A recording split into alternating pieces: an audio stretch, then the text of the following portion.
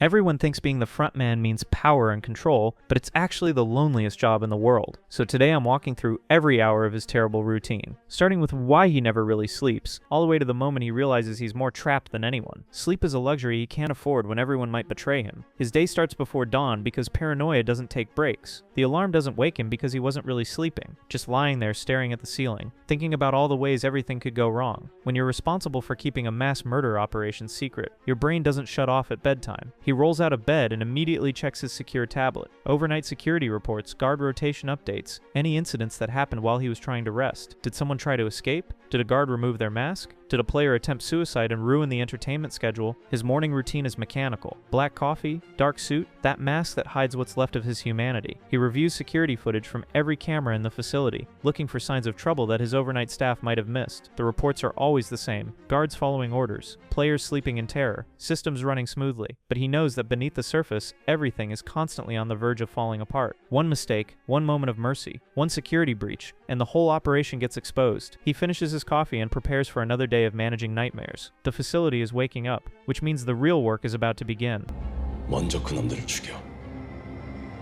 지금 너한텐 But morning briefings are just the beginning of his loneliness. Every step reminds him what he's become. The inspection route never changes. Dormitories first, where hundreds of people sleep on bunk beds like livestock waiting for slaughter. He watches them through cameras, these desperate souls who think they're playing games when they're really just entertainment. Some are crying, some are planning, some have already given up. He used to feel something when he looked at them, but that feeling died a long time ago. Now they're just numbers on a spreadsheet, resources to be managed until they're no longer useful. The kitchen comes next. Industrial-sized ovens that cook bland food designed to keep people alive but not happy. The same ovens that will incinerate their bodies when the games are over. Everything in this place serves double duty. Nothing is just what it seems. Game preparation areas are pristine and terrifying. The glass bridge panels are tested and retested. The honeycomb molds are cleaned and ready. The marble game props are arranged perfectly. Each setup represents hours of planning to create the most psychological damage possible.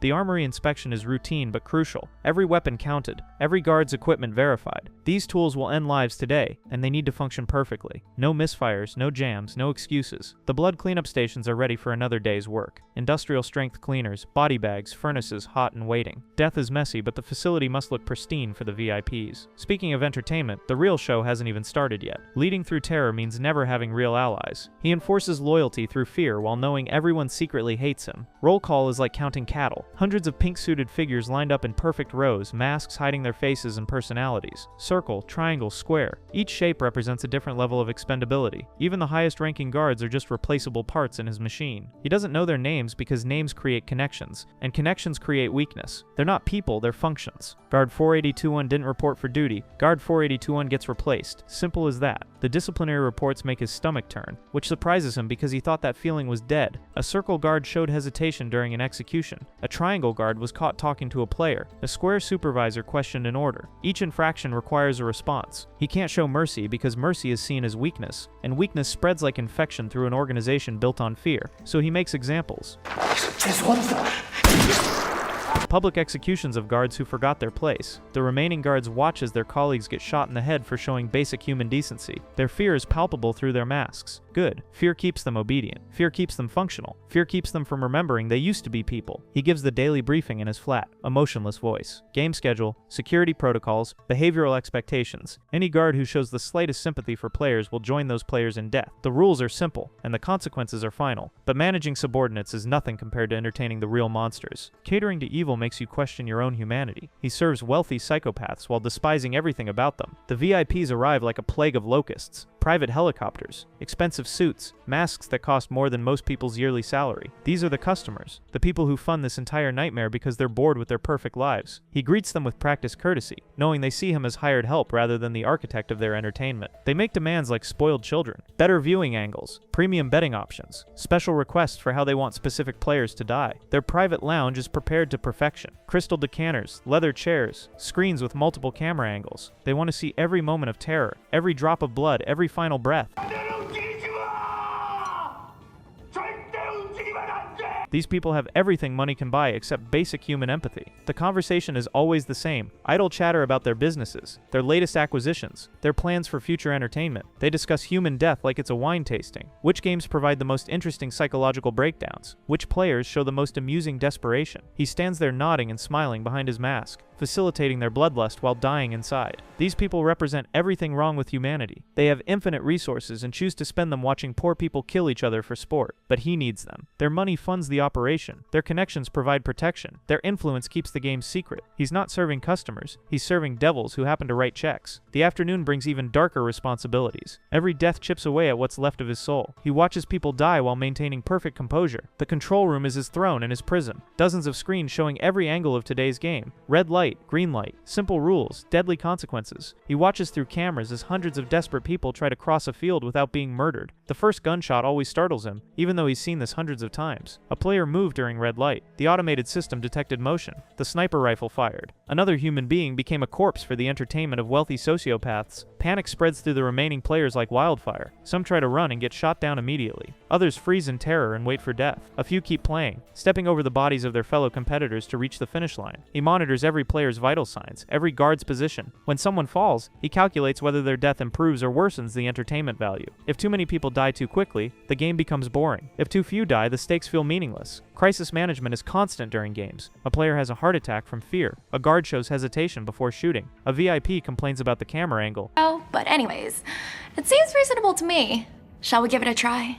Each problem requires immediate solutions that usually involve more death. The cleanup crews are already working, hosing blood off the artificial grass and loading bodies into industrial ovens. By tomorrow, there will be no evidence these people ever existed except for the money in the prize fund. He watches it all with perfect composure, making notes about improvements for next time. But inside, he's screaming. Evening brings the most psychologically damaging part of his day. When you trust no one, you end up alone with your own monsters. He searches for threats while knowing the biggest threat is himself. The surveillance review is his most paranoid hour. Every conversation between guards, every interaction with players, every moment of possible weakness gets analyzed frame by frame. He's looking for signs of rebellion, mercy, or basic human decency that could threaten the operation. Guard 3847 lingered too long after an execution. Potential emotional attachment to the job. Guard 1205 made eye contact with a player during food distribution. Possible sympathy development. These behaviors get flagged for future monitoring or immediate termination. But the real threat is infiltration. His brother proved that outsiders can penetrate their security. Every new guard could be an undercover cop. Every maintenance worker could be a journalist. Every VIP could be wearing a wire for law enforcement. He reviews personnel files obsessively, background checks, financial records, family connections, psychological profiles. Everyone who works here has leverage over them in the form of debt, criminal history, or family threats. Loyalty through blackmail is the only loyalty he trusts. The external monitoring is even more extensive. Social media mentions of missing persons, news reports about unexplained disappearances, law enforcement investigations that might connect to their operation. The internet is full of people looking for loved ones who died in these games. His paranoia isn't irrational because the threats are real. Every day they don't get caught is a victory, but every day also brings new risks. 아직도 사람을 믿나?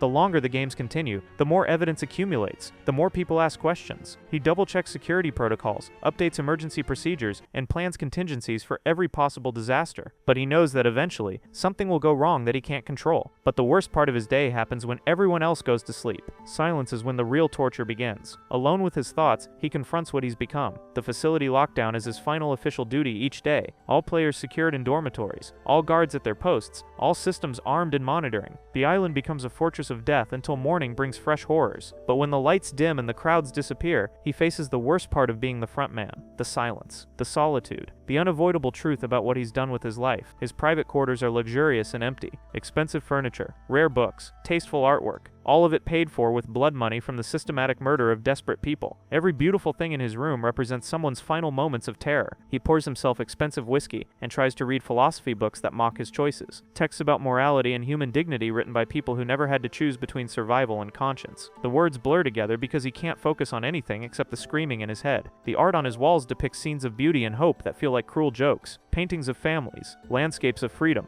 portraits of people who still had souls. He stares at them and remembers what it felt like to be human before he became a manager of nightmares. 그 쓰레기들을. Sleep doesn't come easily because nightmares wait behind his eyelids. The faces of people who died under his watch, the sounds of gunshots and screaming, the weight of choices that destroyed his humanity piece by piece. He built this prison around himself and called it power. But power without conscience is just another kind of suffering, and he's serving a life sentence in luxury accommodations. This cycle repeats every single day with no escape in sight. The biggest punishment isn't death, it's living with what you've done. He's more imprisoned than anyone in the facility. The ultimate irony of his position becomes clear in these quiet moments. Everyone thinks he has control, but he's the most trapped person in the entire operation. The players can win and leave. The guards can quit or die and escape. The VIPs can get bored and find new entertainment, but he can never leave because he knows too much. He can never trust anyone because everyone wants something from him. He can never show weakness because weakness means death in this world he's created. His power is an illusion built on fear and sustained by violence. He makes life and death decisions but has no control over his own existence. Every day is identical. Every choice is predetermined. Every interaction is calculated for maximum isolation. The games will continue because they have to continue. New players will arrive. New guards will be recruited. New VIPs will demand entertainment. The cycle of death and profit has become self-sustaining, and he's just another cog in the machine he thought he was controlling. He can't undo the choices that brought him here, can't resurrect the people who died for his operation, can't reclaim the humanity he sacrificed for survival. The man he used to be died long ago, and only this hollow shell remains. The morning alarm will sound in a few hours, and he'll start the routine again. Security briefings, facility inspections, guard management, VIP entertainment, game monitoring, surveillance review, lockdown procedures, an endless loop of organized evil that requires his constant attention. Power without humanity is just a different kind of prison, and his sentence is life without the possibility of redemption. If you enjoyed this video and want to see all Squid Game players with the saddest backstory, click the video on the screen.